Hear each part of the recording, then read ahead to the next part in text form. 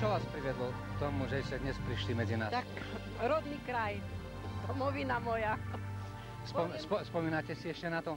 Áno, spomínam sa si, že tu nám bolo veľmi dobre, boli sme veseli, všetci sme žili po kope.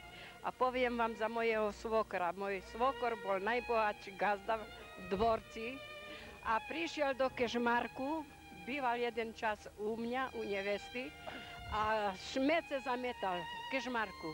Šmece zbíral po Kežmarku.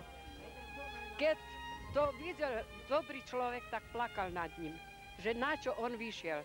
Tak to bolo jeho odplata za jeho majetek.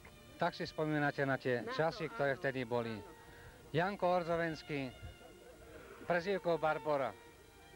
Jak si ty spomínaš na to? Už si povedali, ženy. Nebolo všetko obrátené.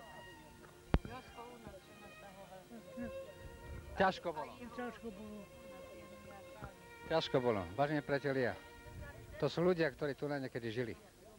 Tu sa narodili a tu vyrastli.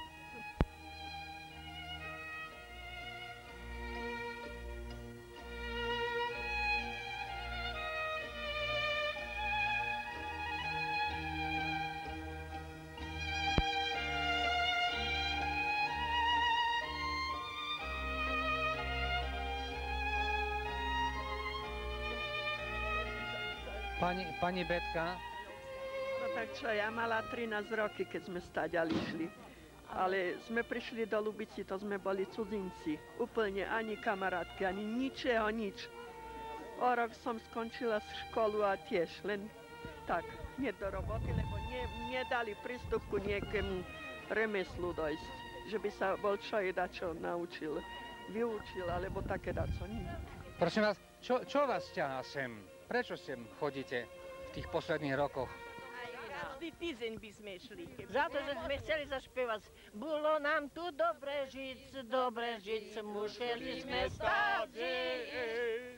Či na voze, či pešo, či obuto, či boso. Má tento kraj svoje čaro, alebo niečo to, čo nás ťahá sem? A iba z Ameriky som čula, jak povedal, že v Amerike som 30 roky, ale nikde som, len vždy som v mojej Levoči. Myslel som v mojom rodisku. Čo by ste si prijali do budúcna? Tá ja už nič, bo už treba končiť so životom. Prečo? Bo 82 roky. Taká sympatická babka. Joj. Ale by sme omladli. Ale by som ešte aj tancovala, len keby mi noha nebolela. Ja keď prídem sem a vidím na Gehunu, aj dnes ráno som bol, a tak si zaspievam. A keď sa zhora pozerám, tak to vyzerá, ako by Pán Boh sa pozeral na tento svet. A vlkoši sa neboli? Neboli, vlci neboli. Ešte chcem jedno poviesť. Pokiaľ sme tu boli, sme hodzili boso, sankali sme sa po šnehu boso, ale hore sme neboli. Aj starí ľudia so zubami umreli. Ani pleseň nebola, ani exém nebol. Nič nebolo, ani porážky, ani všetké možné choroby. A teraz máme všetko toto a hore zdravé. Kelo nás je od detstva. Ale vtedy ste boli mladé, pekné. Áno, ale aj staré boli už ľudia vtedy. A zdravé boli. A teraz toto zdravé, tu všetko musí samo dýchať a my dýchame toto, jak sa volá, ozon, či jak? Ozon. No, dobre.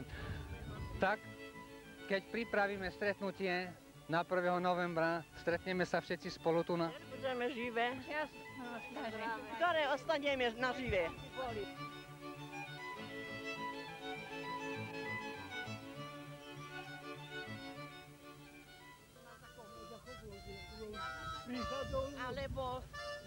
Alebo vy na zakopy a ja som musel, že som mal pálom tu na Nemcov vyháňať.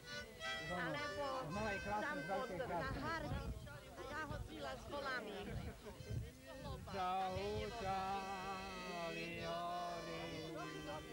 hory, zahúčali lesy. Kdeže sa